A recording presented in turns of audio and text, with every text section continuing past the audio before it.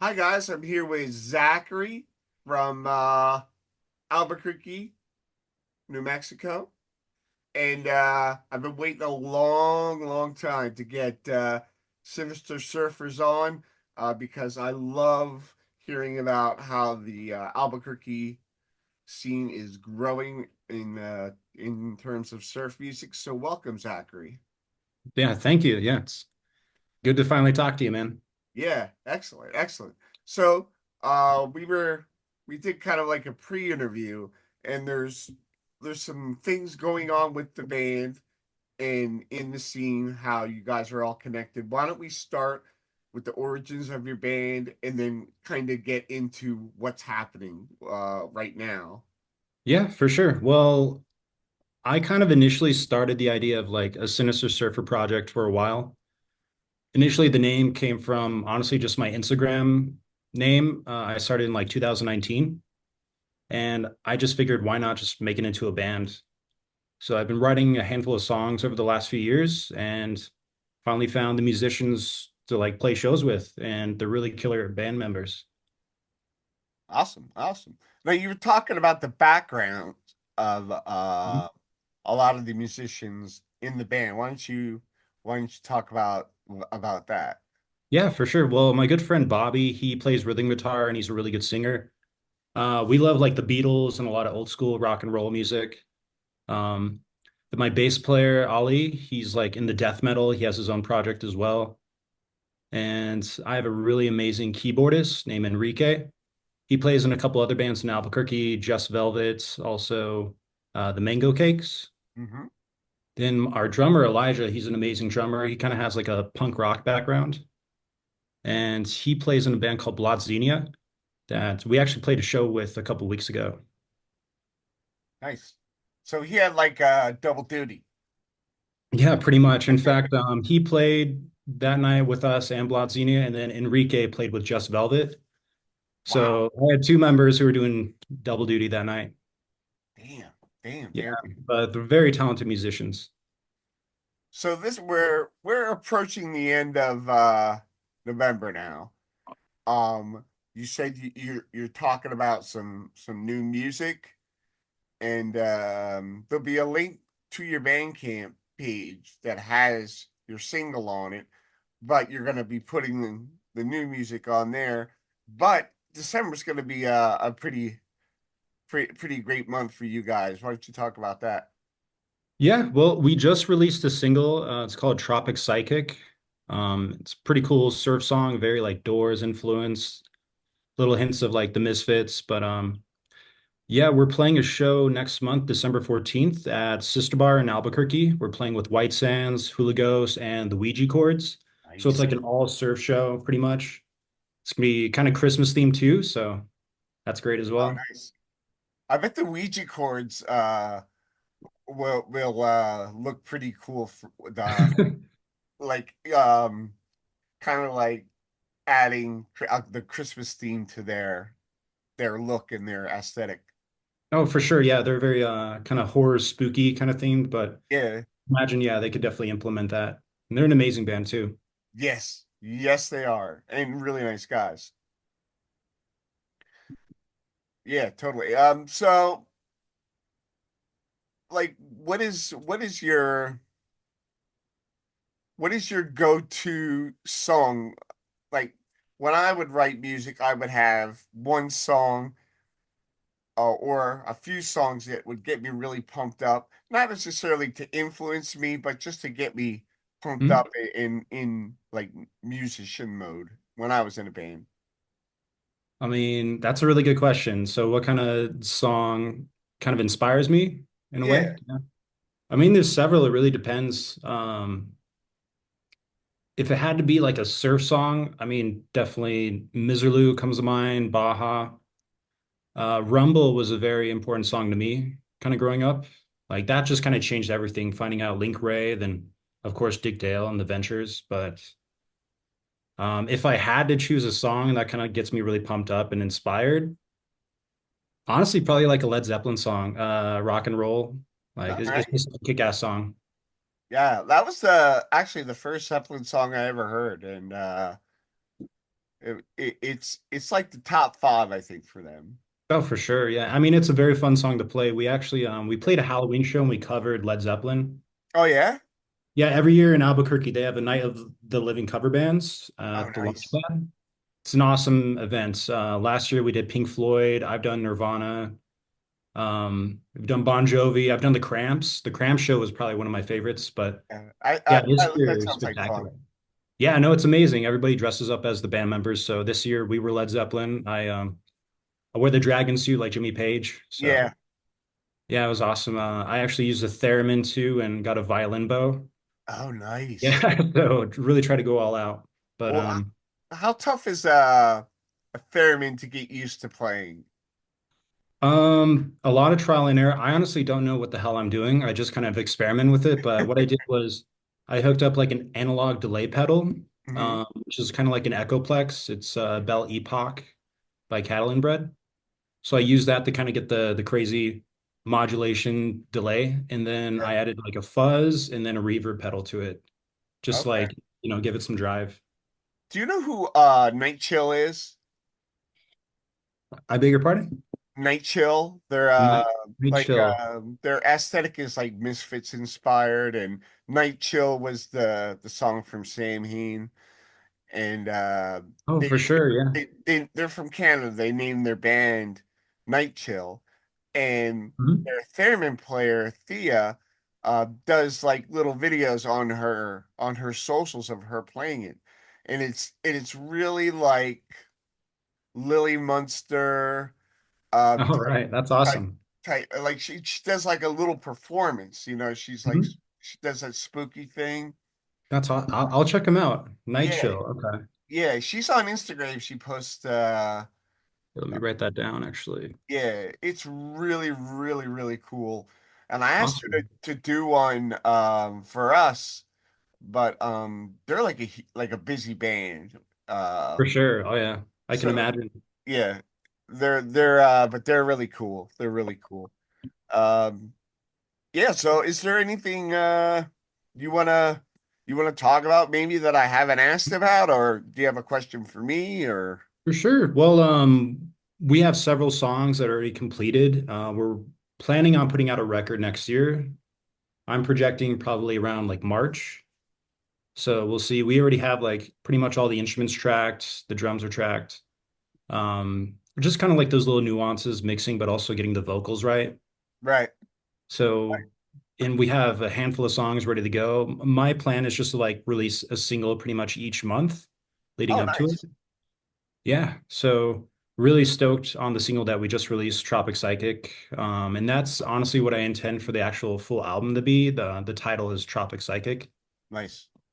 Yeah, kind of like psychedelic surf rock, but like a very I imagine it to be kind of like a love letter to the 60s. Yes. So I Yeah. want each song to be somewhat different. Kind of like a radio station changing. Like I'm thinking, between each track have like a little like radio dial changing, like Oh, little nice. kind of like Queens of the Stone Age. Yeah, yeah, What is it? Songs for the Deaf? yeah, yeah, Yeah, you know how like some tracks it'll actually have like a radio dial kind of yeah. changing between each song. So that's what I envision for it. Very cool. Very Yeah. cool. Well, I really appreciate you coming on, Zachary. Yeah. It's been I do have a question though for you. oh yeah, great. Honestly, like what inspired you and kind of kicked off the idea to, get into surf rock and kind of start your whole brand around this? Well, I have I have a couple of things. The reason to do the interviews is during lockdown there was nothing to do, and I had to find something to, you know, keep me from going nuts. So I said, For sure. Yeah.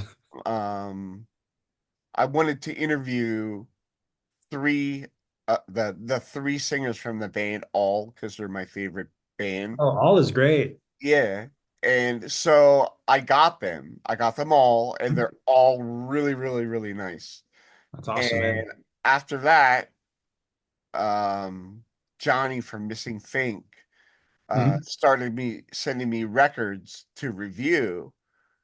And then I started reaching out to all the bands the surf bands that he had and interviewing them, and then I found out this new surf, like the new surf music. It was just very, very they paint with a wide palette. There's so many different kinds. I'm like, oh, this is great, and the people are so nice. So I come like when I was a kid, my family played. We're all musicians, and um, Awesome, man. my two uncles were in a band called Johnny and the Patriots, and they were a surf band. So Johnny and the Patriots. yeah, That's cool. It kind of reminds me of Paul Revere and the Raiders, yeah, if you know that band. So, yeah. My uncle, can you see it back there? This the SG. yeah, yeah, I see the SG. That's his. But Wow, that's I cool, have a man. picture I posted on my personal Instagram of him at like 13 with a jazz master. That's So awesome. he used to Oh be yeah, a Fender guy, but that's his 71 SG. for sure. Well, SG's they have definitely a bite to it that kind of fits surf rock really well. Yeah. Like, Yeah, like I he's love really Les Pauls, but SGs when it comes to surf rock, they have a little more. It's a little thinner compared to a Les Paul, but it kind of it's very adjacent to like a Stratocaster. good. If Yeah. you want to go for like that Gibson kind of sound. Yeah. I actually have a 61 SG as well. Let's see. Well, it's a reissue, but I got this bad boy right here. Oh It's man. it's hard to find people who like genuinely are like super into it because I don't know. When I was a kid, when I started listening to like Dick Dale, Link Ray, The Ventures, like it was like a whole nother world kind of opened up because Yeah. it's not like the top 40 radio kind of stuff. It has a very underground punk rock kind of aesthetic to Yeah. it that you have to like look for it in order to really get into it. Yeah. You're not just like really handed surf rock. But I think one thing that really changed a lot was honestly the Pulp Fiction soundtrack. Yeah. Like that really kind of opened the doors for a lot of people to like be introduced to surf rock. Like that's how I found out about it. Yeah. I was in college when that came out, and Mhm. I saw Natural Born Killers in the movie theater, and Oh, then great. like a few weeks or months after that, Mhm. Pulp Fiction came out, and I went to see that. I'm like, ever since the day I saw it in the movie theater, it has been there hasn't been a movie for me that has topped that. That's my favorite movie. Oh, for sure. Yeah, it's so it has like avant-garde kind of qualities to it. Yeah, Um, Very artsy, but like it's sexy, violence, dark, you name it. But yeah, the soundtrack really makes the movie. yeah. It was like nobody uses music like this guy does. And I'm like, this is Mhm. he really like he chooses the music. So I'm For sure, yeah. like he really like listens to a lot of different kinds of music. It was pretty Absolutely. Well, apparently Tarantino, one thing he does, he has this at his house, apparently he has this room for all of his records, and he yeah. actually like writes scenes to the music. Oh, Like that's he'll cool. put on a record on his turntable and actually be inspired by the song or the track, and then he'll like Wow, start writing. that's So awesome. yeah, like I think that's an amazing way to kind of approach it. Yeah, he's but a lot of like the spaghetti western, like all Oh, that absolutely. can be translated into surf music, like For all sure. That's a huge proponent for me too. Like I grew up watching Westerns with my dad. yeah, me Like too. The Bad and the Ugly. Yep, yep, Was it Ennio Morricone? yep. Love that stuff. I was in Italy actually in January, and I don't know, every country I went to in Europe, I try to buy records from each country respectively. Oh, nice. And when I went to Italy, I bought a bunch of like spaghetti Western records. Oh, nice. Yeah, man. So it's just that particular sound too. It's very lo-fi because back in the day with spaghetti westerns, in comparison to like the big productions of like the John Wayne, John Ford kind of movies, the like the huge orchestras. Yeah, Spaghetti westerns, they just had a dude with a guitar, and it was very like low budget, but they still made it sound really good.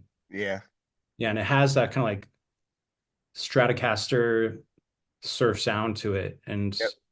you can even notice that too with other movies too, like James Bond, for instance. It has Yes, like the theme song. It has a very like surf kind of sound to it. it absolutely does. Yes. Yeah, totally.